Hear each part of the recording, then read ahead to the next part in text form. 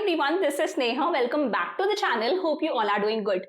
तो बच्चा एक कम्युनिटी पोस्ट मैंने अपलोड करा था जिसके अंदर मैंने आप लोगों से पूछा था कि सिलेबस हमारा हाफ ईयरली का कंप्लीट हो गया, अब आगे क्या करना चाहते हो। तो कुछ मिक्स्ड आंसर्स मेरे पास में आए। कुछ बच्चे बोल रहे हैं मैम रिवीजन सीरीज स्टार्ट कर दो, कुछ बच्चे बोल रहे हैं मैम इंपॉर्टेंट क्वेश्चंस करा दो, इंपॉर्टेंट क्वेश्चंस की बहुत डिमांड है। कुछ कहते हैं मैम बिजनेस स्टडीज की केस स्टडीज बिल्कुल समझ नहीं आ रही, केस स्टडीज करवा दो। कुछ कह रहे हैं मैम एमसीक्यू करवा दो, ऑब्जेक्टिव टाइप क्वेश्चंस करा दो। तो सारी ही चीजें हम लोग डिस्कस करने वाले हैं। देखो मैंने क्या सोचा है, मेरा क्या प्लान है।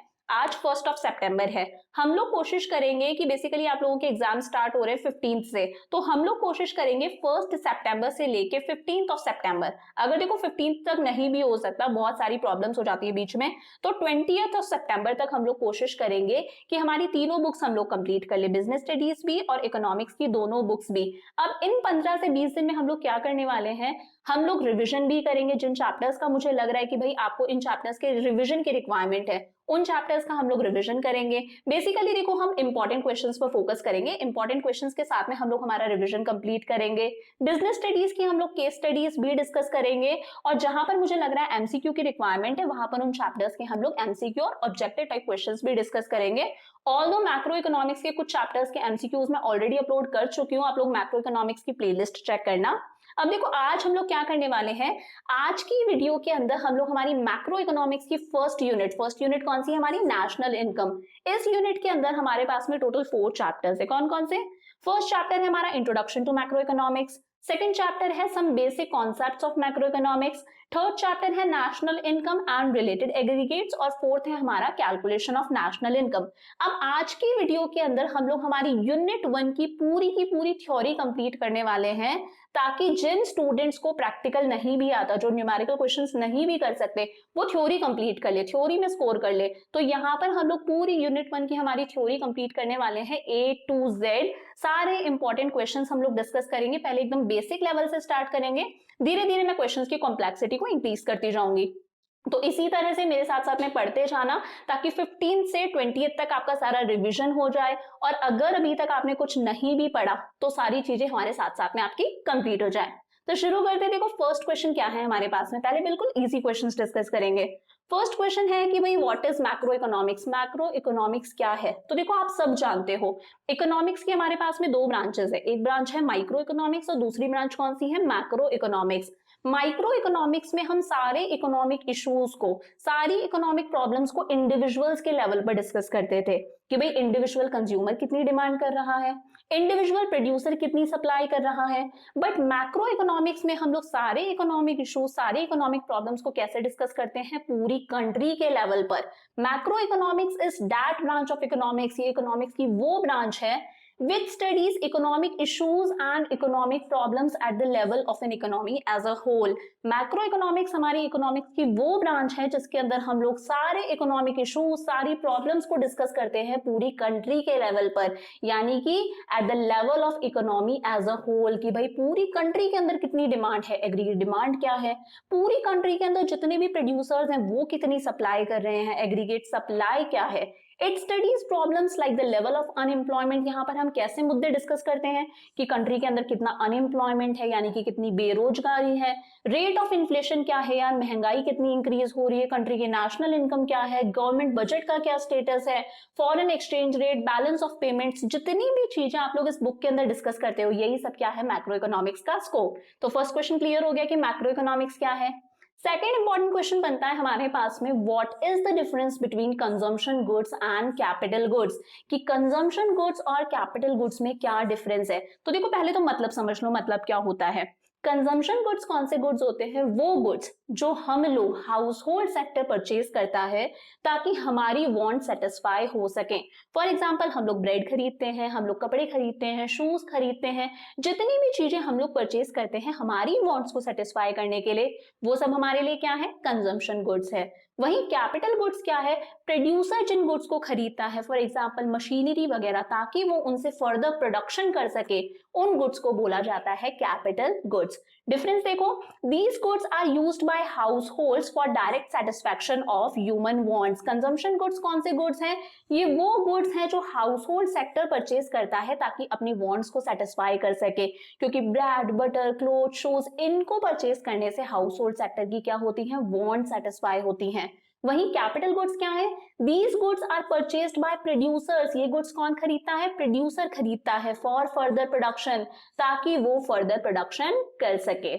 These goods directly satisfy human wants। भाई कंज्यूमर इन गुड्स को खरीदता है ताकि वो अपनी wants को satisfy कर सके, तो these goods directly satisfy human wants। These goods do not directly satisfy human wants। ये goods directly human wants को satisfy नहीं करते, इन goods को खरीदा जाता है ताकि further production किया जा सके। अब देखो, कंजम्पशन गुड्स पे जो भी खर्चा किया जाता है, house hold sector in consumption goods पे जो भी एक्सपेंडिचर करता है, उस एक्सपेंडिचर को बोला जाता है कंजम्पशन एक्सपेंडिचर। क्या कहते हैं? Consumption expenditure. वहीं कैपिटल गुड्स पर प्रोड्यूसर जितना भी एक्सपेंडिचर करता है उसे बोलते हैं इन्वेस्टमेंट एक्सपेंडिचर। क्या कहते हैं?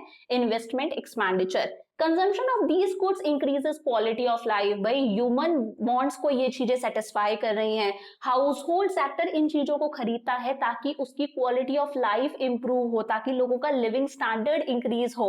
वहीं प्रोड्यूसर जब कैपिटल गुड्स को खरीदता है तो इनसे वो क्या करता है? फर्दर प्रोडक्शन करता है।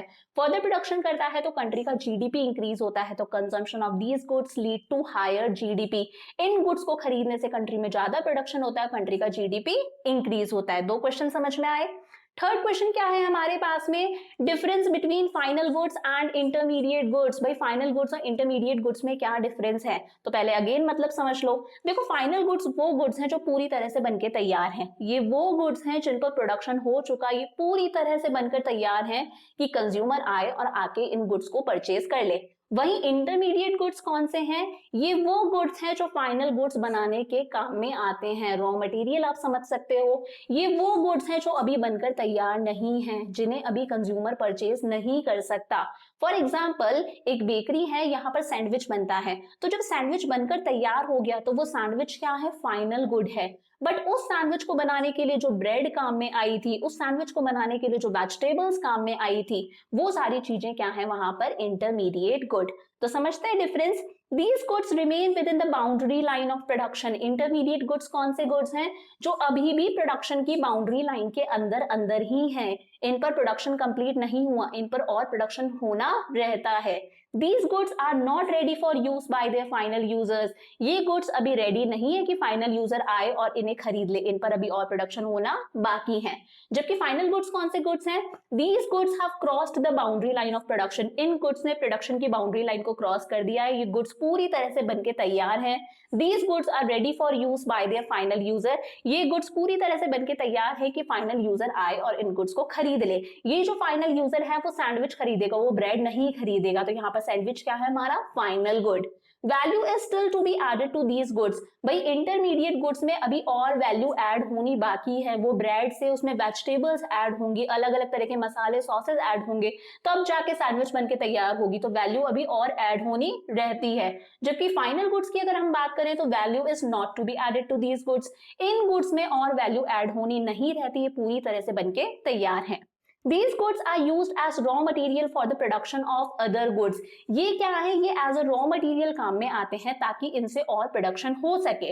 फॉर एग्जाम्पल, अगर मैं कहूँ सोफा सेट बनाना है, तो सोफा सेट बनाने के लिए जो लकड़ियां काम में आ रही हैं, जो फेविकॉल काम में आ रहा है, जो नेल्स काम में आ रहे हैं, वो सारी चीजें क्या है? इंटरमीडिएट गुड्स हैं। वो सब क्या है? रॉ मटेरियल है, जिनसे एक सोफा सेट बनके तैयार होगा, वो क्या होगा? Final good. These goods are not used as raw material। ये goods as a raw material काम में नहीं आते। ये वो गुड्स हैं जो अल्टीमेटली कंज्यूमर आके खरीदेगा ताकि वो अपनी वांट्स को सेटिस्फाई कर सके। देखो, इंटरमीडिएट गुड्स पर जो एक्सपेंडिचर किया जाता है उसे बोलते हैं इंटरमीडिएट कंजम्पशन। क्या कहते हैं? Intermediate consumption. वहीं फाइनल गुड्स पर जो एक्सपेंडिचर किया जाता है उसे बोलते हैं फाइनल एक्सपेंडिचर। क्या कहते हैं? Final expenditure. These goods may be resold for profit। These goods may be resold for profit। Intermediate goods को दोबारा से सेल किया जा सकता है प्रॉफिट कमाने के लिए। कैसे? फॉर एग्जाम्पल मैं एक शर्ट लेकर आई, कितने की लेकर आई? 400 रुपीज की। मेरा एक बिजनेस है, मैं शर्ट्स बेचती हूँ, मैंने एक शर्ट खरीदी 400 रुपीज की। अब इस शर्ट को मैं सेल करूंगी कितने रुपीज में? 600 रुपीज में। तो ये शर्ट जो 400 की मैं परचेज करके लेकर आई हूँ होलसेलर से, ये शर्ट क्या है मेरे लिए? Intermediate good. क्या है? Intermediate good. बट जब मैं इसे 600 रुपीज का फाइनल कंज्यूमर को सेल करूंगी, तब ये शर्ट मेरे लिए क्या हो जाएगी? Final good. तो इंटरमीडिएट गुड्स को हम लोग रीसेल कर सकते हैं प्रॉफिट पर, जबकि फाइनल गुड्स को रीसेल नहीं किया जाता। ये अल्टीमेटली कंज्यूमर खरीदता है, ये 600 में अल्टीमेटली कंज्यूमर खरीदेगा अपनी वांट्स को सेटिस्फाई करने के लिए। These goods are not included in estimation of national income। भाई इन गुड्स को हम लोग नेशनल इनकम की कैलकुलेशन में ऐड नहीं करते, क्योंकि हम इस वैल्यू को नेशनल इनकम में ऐड कर रहे हैं। इस 600 में 400 ऑलरेडी इंक्लूडेड है। भाई मैं ब्रेड की प्राइस को नेशनल इनकम में क्यों ऐड करूंगी? मैं सॉस और वेजिटेबल्स की प्राइस को नेशनल इनकम में क्यों ऐड करूंगी? क्योंकि मैं सैंडविच की प्राइस को नेशनल इनकम में इंक्लूड कर रही हूँ यार। सैंडविच के अंदर ब्रेड, सॉस, सबकी प्राइसेस ऑलरेडी ऐड हो चुकी। तो these goods are included in the estimation of national income. तो 3 क्वेश्चंस कर लिए हम लोगों ने कि मैक्रो इकोनॉमिक्स क्या है, कंजम्पशन गुड्स और कैपिटल गुड्स में क्या डिफरेंस है, इंटरमीडिएट गुड्स और फाइनल गुड्स में क्या डिफरेंस है। चलते हैं फोर्थ क्वेश्चन की तरफ। फोर्थ क्वेश्चन क्या है हमारा? Difference between stock and flow. क्या? Stock and flow. देखो, अगर किसी भी चीज को आप एक पॉइंट ऑफ टाइम पर मेजर कर सकते हो कि आज की डेट पे इस पर्टिकुलर टाइम पर इतने बजे मेरे बैंक अकाउंट के अंदर इतना पैसा है, तो वो क्या है? स्टॉक कॉन्सेप्ट है। क्या है? स्टॉक कॉन्सेप्ट है। मैं बोलूं आज की डेट पर इस पर्टिकुलर टाइम पर मेरे पास में टोटल इतनी प्रॉपर्टी है, इतनी जमीन है, वो क्या है? एक स्टॉक कॉन्सेप्ट है। तो stock is quantity measured at a point of time. अगर आप किसी क्वांटिटी को at a point of time measure कर सकते हो कि आज की डेट में इस पर्टिकुलर टाइम पर कितना है, तो वो कैसा कॉन्सेप्ट है? स्टॉक कॉन्सेप्ट है। बट फ्लो क्या है? अगर हम किसी चीज को पीरियड ऑफ टाइम मेजर करते हैं, क्या? पीरियड ऑफ टाइम मेजर करते हैं। अभी देखो डिफरेंस समझाती हूँ। देखो यहाँ पे स्टॉक लिख दिया मैंने गलती से, स्टॉक नहीं है, ये क्या है? फ्लो है। स्टॉक क्या है? अगर मैं कहती हूँ आज की डेट पर इस पर्टिकुलर पॉइंट ऑफ टाइम पर मेरे बैंक अकाउंट के अंदर इतना पैसा है, वो क्या है? स्टॉक कॉन्सेप्ट है। बट अगर मैं बोलूं मेरी सैलरी पर मंथ, मेरी सैलरी पर मंथ है, फॉर एग्जाम्पल मेरी सैलरी पर मंथ है 50,000 मैं कहती हूँ, तो यहां पर मैं किसी चीज को मेजर कर रही हूँ over a period of time. Period of time मतलब ये जो पर लग रखा है कि पर मंथ मेरी सैलरी ये है, ये पॉइंट ऑफ टाइम में बात नहीं कर रही। वो कैसा कॉन्सेप्ट है? फ्लो कॉन्सेप्ट है। For example money in a bank account, मेरे बैंक अकाउंट में कितना पैसा है वो मैं eight a point of time बता सकती हूँ। कैसा कॉन्सेप्ट है? स्टॉक कॉन्सेप्ट है। बट मैं बोलूं मेरी पर मंथ सैलरी इतनी है, मेरा पर ईयर का पैकेज इतना है, मुझे पर डे की इतनी वेजेस मिलती हैं, इतनी तनख्वाह मिलती है, वो क्या है? फ्लो कॉन्सेप्ट है। क्योंकि यहाँ पर ये पर वर्ड ऐड हो रहा है।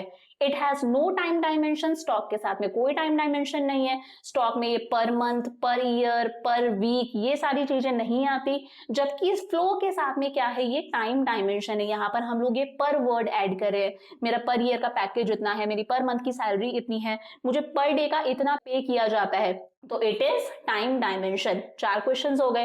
अब फिफ्थ क्वेश्चन थोड़ा सा बड़ा है और काफी इंपॉर्टेंट है, ध्यान से समझना। देखो क्वेश्चन है एक्सप्लेन इंटरसेक्टोरल फ्लोज। क्या है क्वेश्चन? Explain intersectoral flows. और दूसरी भाषा में ये क्वेश्चन कैसे आ सकता है?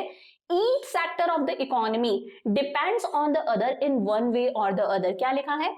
Each sector of the economy depends on other in one way or the other। क्या मतलब? इकोनॉमी के जितने भी सेक्टर्स हैं वो दूसरे सेक्टर्स पे डिपेंडेंट होते हैं किसी भी तरीके से। इस बात को आप एक्सप्लेन करो। तो सबसे पहले तो बात करते हैं एक इकोनॉमी के अंदर कितने सेक्टर्स होते हैं। एक इकोनॉमी में 4 सेक्टर्स होते हैं। कौन कौन से? हाउस होल्ड सेक्टर जो गुड्स और सर्विसेज को खरीदता है, प्रोड्यूसर सेक्टर जो गुड्स और सर्विसेज बनाता है, गवर्नमेंट जो हमें बहुत सारी फैसिलिटीज देती है, हमारा इंफ्रास्ट्रक्चर डेवलप करती है, हमें अलग अलग तरह की सर्विसेज देती है, और फोर्थ है एक्सटर्नल सेक्टर। एक्सटर्नल सेक्टर यानी rest of the world, abroad, दूसरे देश जिनके साथ में हम व्यापार कर रहे हैं, जिनके साथ में हम ट्रेड कर रहे हैं। तो हर कंट्री के अंदर बहुत सारे सेक्टर्स होते हैं और ये सारे ही सेक्टर्स एक दूसरे पे डिपेंडेंट होते हैं। इस बात को आप एक्सप्लेन करो। तो each sector of the economy depends on the other in one way और द अदर। इकोनॉमी का हर सेक्टर एक दूसरे पे डिपेंडेंट होता है किसी भी तरीके से, और इसी डिपेंडेंस को बोलते हैं इंटरसेक्टोरल डिपेंडेंस। क्या कहते हैं? Intersectoral dependence. ध्यान से समझना, इंटरसेक्टोरल डिपेंडेंस।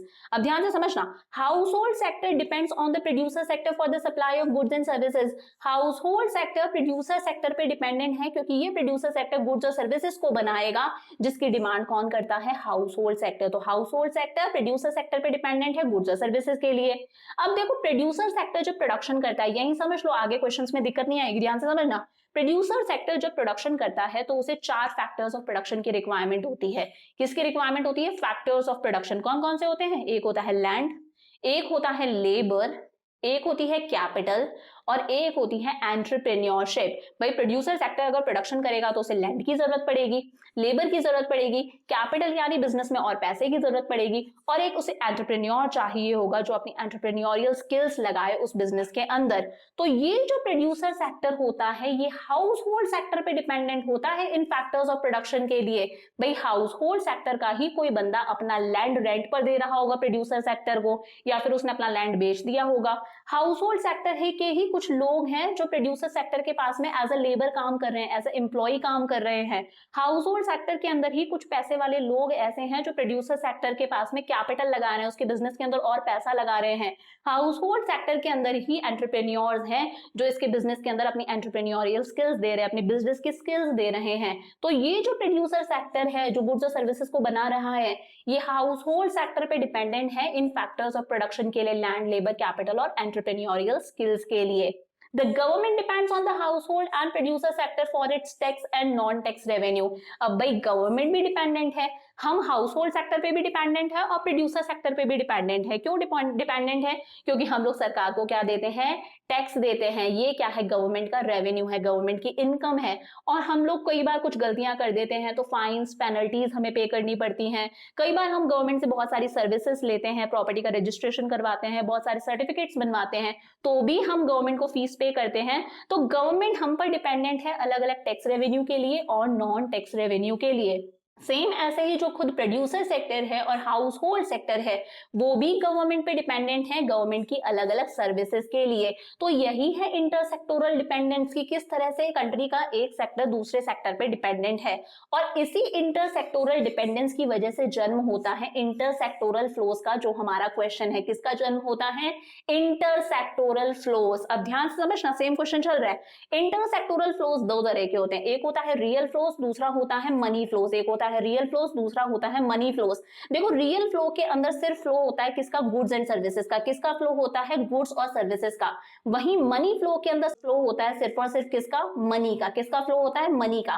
रियल फ्लो क्या है, flow of goods and services. जब गुड्स और सर्विसेज का फ्लो होता है उस फ्लो को हम लोग कहते हैं रियल फ्लोज। वहीं जब मनी का फ्लो होता है उस फ्लो को हम लोग कहते हैं मनी फ्लोज। अब देखो यहाँ पर हम लोग ये मान के चलते हैं कि हमारी कंट्री के अंदर से दो ही सेक्टर्स है। कौन कौन से, हाउस होल्ड सेक्टर और प्रोड्यूसर सेक्टर। हम ये मान के चलते हैं कि गवर्नमेंट सेक्टर और एक्सटर्नल सेक्टर हमारी कंट्री के अंदर नहीं है क्लास 12 के लेवल पर। तो देखो ये है हाउस होल्ड सेक्टर, ये है प्रोड्यूसर सेक्टर।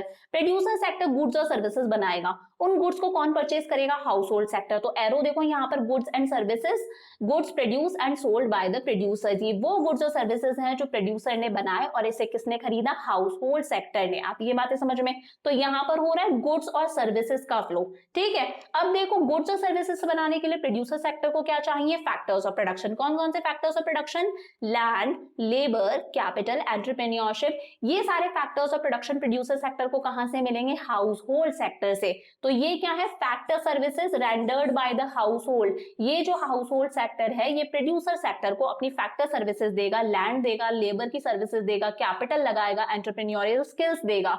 तो यहाँ पर फ्लो हो रहा है सिर्फ गुड्स और सर्विसेज का। इस फ्लो को हम लोग कहते हैं रियल फ्लोज। क्या कहते हैं, रियल फ्लोज।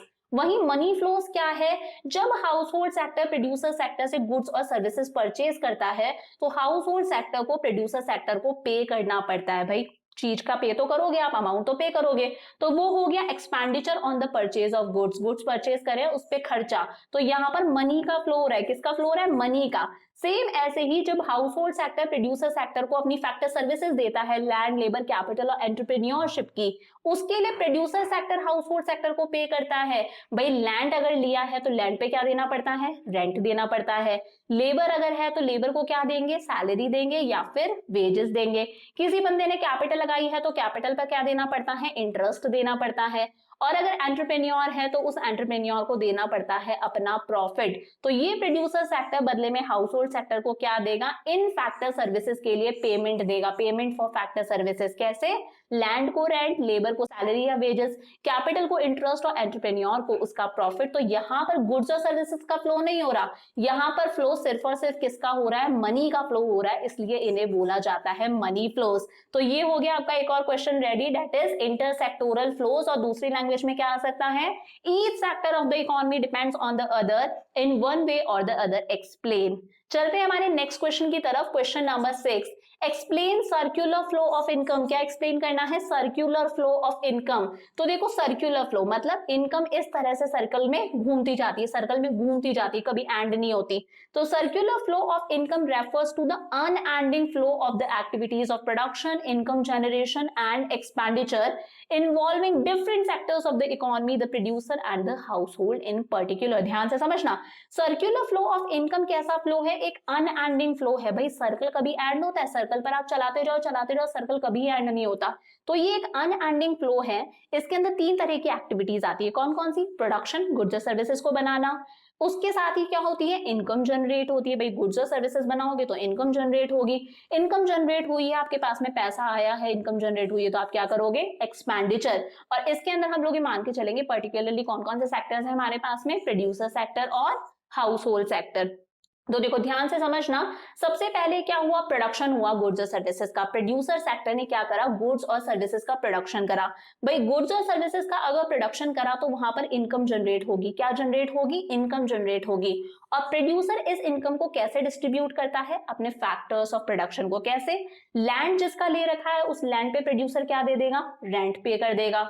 अगर प्रोड्यूसर के पास में एम्प्लॉइज है, उसके पास में लेबर है, तो लेबर को प्रोड्यूसर क्या पे करेगा, सैलरी या वेजेस पे करेगा। किसी बंदे ने अगर बिजनेस के अंदर कैपिटल लगाई है तो कैपिटल पे क्या पे करेगा, इंटरेस्ट पे करेगा। और एंटरप्रेन्योर को उसकी स्किल्स का क्या दे देगा, प्रॉफिट दे देगा।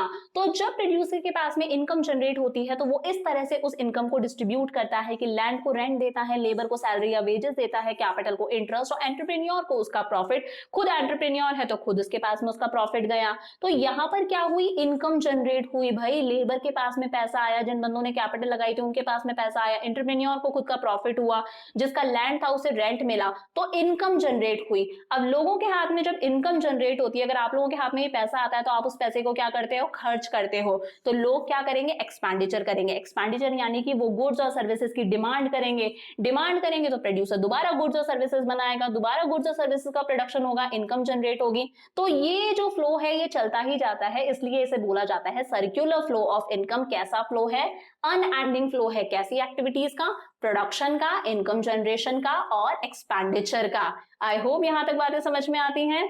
चलते हैं नेक्स्ट क्वेश्चन की तरफ। क्वेश्चन नंबर 7 है हमारा, explain circular flow model in two sector economy. भाई हमें सर्कुलर फ्लो मॉडल ही एक्सप्लेन करना है, दोबारा से सेम चीजें हम पढ़ने वाले हैं। टू सेक्टर इकोनॉमी, अब दो सेक्टर्स कौन कौन से हम लोग मान के चलते हैं, हाउस होल्ड सेक्टर है हमारे पास में और दूसरा सेक्टर है हमारे पास में प्रोड्यूसर सेक्टर।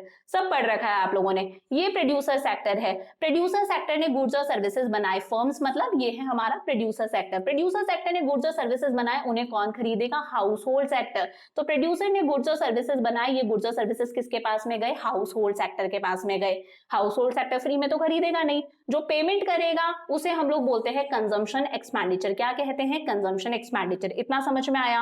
प्रोड्यूसर सेक्टर को गुड्स और सर्विसेज बनाने के लिए क्या चाहिए, फैक्टर सर्विसेज चाहिए। क्या चाहिए, फैक्टर सर्विसेज। तो यहां से आए भाई हाउस होल्ड सेक्टर से प्रोड्यूसर सेक्टर के पास में क्या आ गया, फैक्टर्स ऑफ प्रोडक्शन यानी कि लैंड, लेबर, कैपिटल और एंटरप्रेन्योरशिप। बदले में प्रोड्यूसर सेक्टर क्या करेगा, इन फैक्टर सर्विसेज के लिए पे करेगा, लैंड को रेंट, लेबर को सैलरी या वेजेस, कैपिटल को इंटरेस्ट और एंटरप्रेन्योर को उसका प्रॉफिट। तो ये था सर्कुलर फ्लो मॉडल हमारे टू सेक्टर इकोनॉमी के अंदर। कुछ अजम्पशंस है, हम लोगों ने ये माना है कि इकोनॉमी के अंदर से दो ही सेक्टर्स है, हाउस होल्ड सेक्टर और प्रोड्यूसर सेक्टर।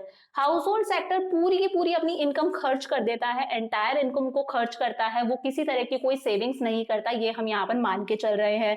इकोनॉमी कैसी है, क्लोज क्लोज्ड इकोनॉमी है। क्लोज्ड इकोनॉमी मतलब यहाँ पर एक्सटर्नल सेक्टर नहीं है, यानी कि रेस्ट ऑफ द वर्ल्ड जो फॉरेन कंट्रीज है वो नहीं है। हमारी इकोनॉमी क्लोज्ड है, हमारी इकोनॉमी के दरवाजे बंद हैं, हम लोग दूसरे देशों के साथ में एक्सपोर्ट इंपोर्ट ट्रेड नहीं कर रहे, तो our economy is closed economy. तो फोर्थ सेक्टर हट गया, और साथ में हम लोग ये मान के चल रहे हैं कि गवर्नमेंट सेक्टर भी नहीं है, क्योंकि क्लास 12 के लेवल पर हमारे कोर्स को सिंपल करने के लिए हमारे पास में सिर्फ कितने सेक्टर्स हैं, 2 सेक्टर्स है। अब इस सर्कुलर फ्लो मॉडल को समझना क्यों जरूरी है, क्योंकि इससे हम लोग नेशनल इनकम कैलकुलेट कर सकते हैं। कैसे कैलकुलेट कर सकते हैं भाई, ये जो फैक्टर सर्विसेज ली थी ना, लैंड, लेबर, कैपिटल, एंटरप्रेन्योरशिप, इनको जो पे करा जाता है, लैंड को रेंट, कैपिटल को, लेबर को सैलरी और वेजेस, कैपिटल को इंटरेस्ट, एंटरप्रेन्योर को उसका प्रॉफिट, इसी पेमेंट की वजह से हम लोग क्या निकालते हैं, नेशनल इनकम। नेशनल इनकम क्या है, इस पेमेंट का टोटल कर दो, वही क्या है, नेशनल इनकम। तो इस मॉडल की हेल्प से हम लोग नेशनल इनकम भी कैलकुलेट कर सकते हैं, और हमें पता चलता है कि किस तरह से एक सेक्टर दूसरे सेक्टर पे डिपेंडेंट है। इंटरसेक्टोरल डिपेंडेंस का पता भी हमें कैसे चलता है, सर्कुलर फ्लो मॉडल से। तो ये हो गई इसकी सिग्निफिकेंस। अब आ जाओ हमारे नेक्स्ट क्वेश्चन पर, what is national income. National income क्या है, तो नेशनल इनकम को हम लोग डिनोट करते हैं एनएनपी एट एफसी से, net national product at factor cost. क्या है नेशनल इनकम, नेशनल इनकम मतलब एक कंट्री के जो नॉर्मल रेजिडेंट्स हैं, एक कंट्री के जो नॉर्मल रेजिडेंट्स हैं, वो जितनी भी फैक्टर इनकम अर्न करते हैं एक साल के अंदर,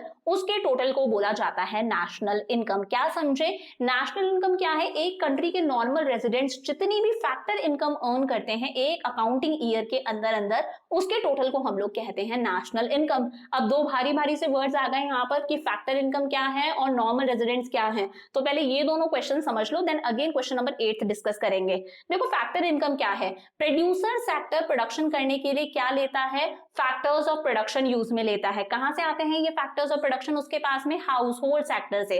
कौन कौन से होते हैं वो factors of production, land, labour, capital और एंटरप्रेन्योरशिप। इसके लिए producer sector house hold sector को पे करता है। भाई लैंड के लिए प्रोड्यूसर सेक्टर क्या देगा, लैंड को रेंट देगा। लेबर है तो लेबर को क्या देगा, उसकी सैलरी या वेजेस देगा, जिसे हम बोलते हैं कॉम्पनसेशन ऑफ एम्प्लॉइज। इंटरेस्ट देगा किस पर, कैपिटल पर, और प्रॉफिट किसको देगा, एंटरप्रेन्योर को देगा। तो प्रोड्यूसर सेक्टर ने हाउस होल्ड सेक्टर से फैक्टर्स ऑफ प्रोडक्शन लिए, लैंड, लेबर, कैपिटल, एंटरप्रेन्योरशिप। इनके लिए जब वो उसे पे करता है, लैंड को रेंट, कैपिटल को इंटरेस्ट, अगर एम्प्लॉइज को सैलरी या वेजेस जिसे कॉम्पनसेशन ऑफ एम्प्लॉइज भी कहते हैं, और एंटरप्रेन्योर को उसका प्रॉफिट, इस पेमेंट को बोला जाता है फैक्टर इनकम। क्या कहते हैं, फैक्टर इनकम। कौन सी इनकम है, कमाई हुई इनकम है, अर्न करी हुई इनकम है। तो फैक्टर इनकम्स वो पेमेंट है जो प्रोड्यूसर सेक्टर करता है हाउस होल्ड सेक्टर को, क्योंकि ये producer sector house hold sector से क्या ले रहा है, फैक्टर सर्विसेज ले रहा है। ये 4 तरह की पेमेंट्स आ गई यहाँ पर, इस तरह की इनकम को कहते हैं फैक्टर इनकम। मतलब नेशनल इनकम में हम सिर्फ फैक्टर इनकम को ऐड करते हैं। अगर कोई गिफ्ट दिया है, फ्री की कमाई हुई है, उसे हम नेशनल इनकम में इंक्लूड नहीं करते। यहाँ पर सिर्फ हम कौन सी इनकम लेते हैं, कमाई हुई। ठीक है भाई, एक टॉपिक समझ में आया। नॉर्मल रेजिडेंट्स कौन होते हैं, a normal resident is one, normal resident वो है who ordinarily resides in the country, जो उस कंट्री में रहता है। Ordinarily residing means that a person is residing in that country for a period of 1 year or more. This person may or may not be a citizen of that country. Ordinarily resides का मतलब है कि उस person को उस country में रहते हुए 1 साल या 1 साल से ज्यादा हो गया, मैटर नहीं करता वो पर्सन वहां का सिटीजन है या नहीं है। फॉर एग्जाम्पल, मैं सिटीजन इंडिया की हूं बट मैं यूएस के अंदर रह रही हूँ, यूएस के अंदर रहते हुए मुझे 1 साल से ज्यादा हो गया, तो मैं यूएस की रेजिडेंट मानी जाऊंगी, चाहे मैं सिटीजन इंडिया की हूं। तो ये समझ में आया कि नॉर्मल रेजिडेंट कौन है, who ordinarily resides in that country, जो उस कंट्री के अंदर रहता है, उस कंट्री में रहते हुए उसे 1 साल या 1 साल से ज्यादा हो गया, and whose economic interest lies in that country, और उसका इकोनॉमिक इंटरेस्ट भी उसी कंट्री के अंदर है। Economic interest means that he carry out all his economic activities like production, consumption, investment in that country, जहां पर वो सारे अपने खर्चे करता है, जहां पर वो अपने इन्वेस्टमेंट करता है। ऐसा नहीं है कि वो किसी पर्पस से दूसरे देश में रह रहा है, किसी ट्रीटमेंट के लिए या पढ़ाई के लिए किसी दूसरे देश में रह रहा है, वो उसी देश में अपना खर्चा करता है, वहीं पर कंजम्पशन करता है, वहीं प्रोडक्शन करता है, सारी अपनी एक्टिविटीज वहीं करता है। तो हम ये मान लेंगे कि वो बंदा जो है वो वहां का नॉर्मल रेजिडेंट है, फिर चाहे वो वहां का सिटीजन हो या ना हो। तो एक कंट्री के नॉर्मल रेजिडेंट्स जितनी भी फैक्टर इनकम अर्न कर रहे हैं 1 साल के अंदर अंदर, उसके टोटल को हम लोग कह देते हैं नेशनल इनकम। आगे बढ़ते हैं, क्वेश्चन 11 क्या है, how domestic income is different from national income. Domestic income और नेशनल इनकम में क्या डिफरेंस है। Domestic income is the sum total of factor income. ध्यान रखना बेटा, चाहे डोमेस्टिक इनकम हो चाहे नेशनल इनकम, हम यहाँ पर सिर्फ फैक्टर इनकम को लेते हैं। फैक्टर इनकम मतलब अर्न करी हुई इनकम, कमाई हुई इनकम। यहाँ पर हम ट्रांसफर इनकम यानी कि फ्री की इनकम को ऐड नहीं करते। Generated within domestic territory of a country no matter who generates it. बेटा ये हमारी कंट्री की डोमेस्टिक टेरिटरी है, ये हमारी कंट्री की डोमेस्टिक टेरिटरी है।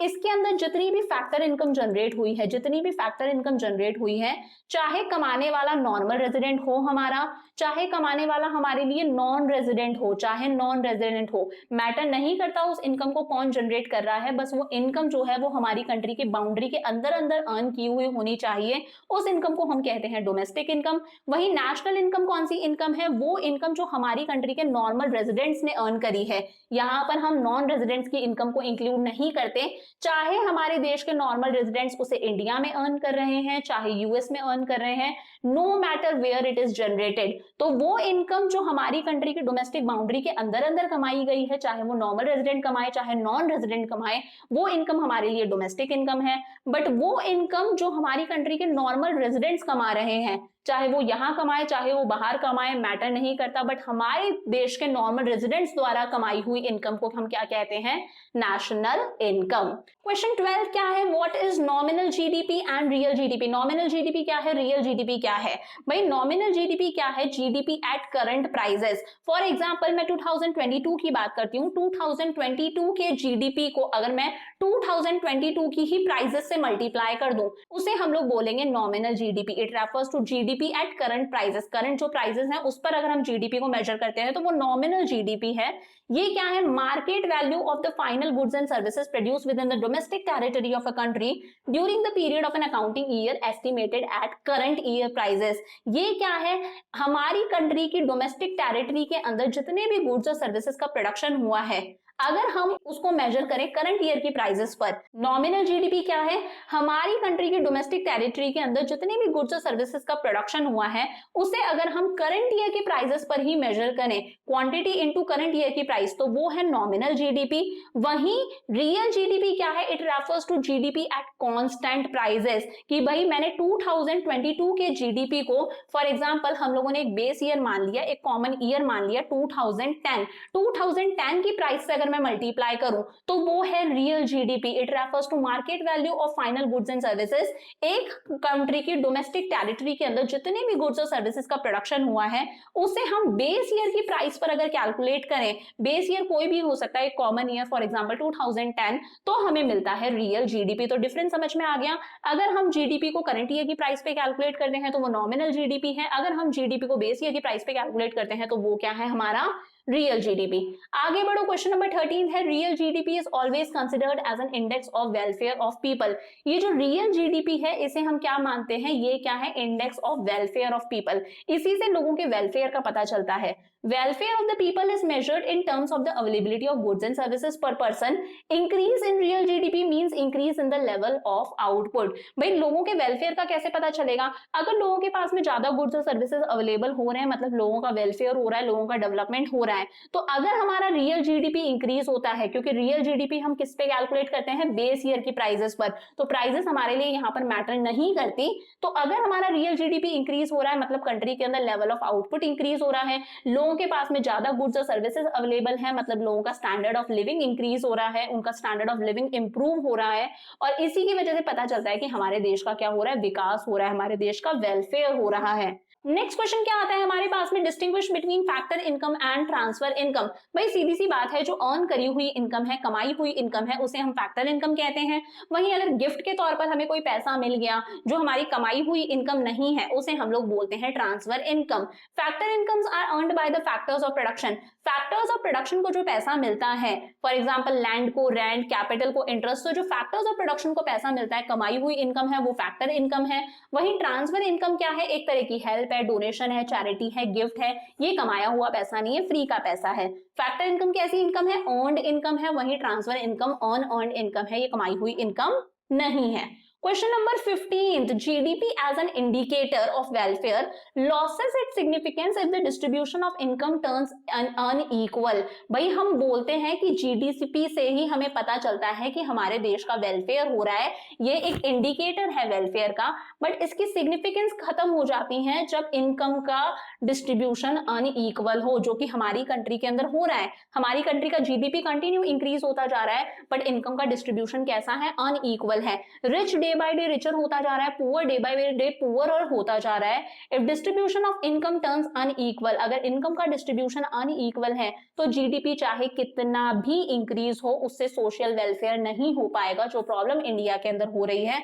हमारा जीडीपी डे बाय डे बढ़ता जा रहा है, बट फिर भी बहुत सारे ऐसे लोग हैं जिनकी कंटिन्यू डेथ हो रही है, जो स्टारवेशन सफर कर रहे हैं, जिन्हें खाने को नहीं मिल रहा। हमारा जीडीपी इतना बढ़ रहा है इसके बावजूद भी, इसे बोलते हैं अनइक्वल डिस्ट्रीब्यूशन ऑफ इनकम। जो रिच है वो डे बाय डे रिचर होता जा रहा है, पुअर है वो डे बाय डे पुअर होता जा रहा है। तो ऐसे में जीडीपी अगर इंक्रीज हो भी रहा है तो भी हमारी कंट्री का सोशल वेलफेयर हमें देखने को नहीं मिल रहा। Question number 16, what lowers the significance of GDP as an index of welfare. GDP हमारा इंक्रीज हो रहा है, उससे हमें पता चलता है कि हमारे देश का वेलफेयर हो रहा है, बट इसकी सिग्निफिकेंस कब खत्म हो जाती है, इसके क्या ड्रॉबैक्स हैं? जब इनकम का डिस्ट्रीब्यूशन अनइक्वल हो, जो हम लोगों ने पीछे देखा कि रिच रिचर हो रहा है, पुअर पुअर होता जा रहा है, तो ऐसे में चाहे जीडीपी की कितनी भी ग्रोथ हो, हमारा सोशल वेलफेयर नहीं हो पाएगा।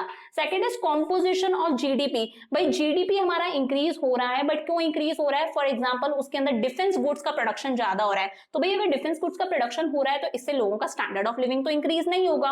लोगों का स्टैंडर्ड ऑफ लिविंग तब इंप्रूव होगा जब कंजम्पशन गुड्स इंक्रीज हो, ब्रेड बटर शुगर खाने पीने की चीजें पहनने का आइटम इंक्रीज हो, तब लोगों का सोशल वेलफेयर होगा, तब लोगों का लिविंग स्टैंडर्ड इंक्रीज होगा। तो जब कॉम्पोजिशन ऑफ जीडीपी ऐसा है कि जीडीपी हमारा इंक्रीज हो रहा है बट उसके अंदर कंजम्पशन गुड्स इंक्रीज नहीं हो रहे, डिफेंस गुड्स इंक्रीज हो रहे हैं, तो हमारा जीडीपी जो है वो वेलफेयर नहीं करेगा। It is not necessary that composition of GDP is welfare oriented. ये जरूरी नहीं है कि जीडीपी इंक्रीज हो रहा है तो हमारा वेलफेयर होगा ही।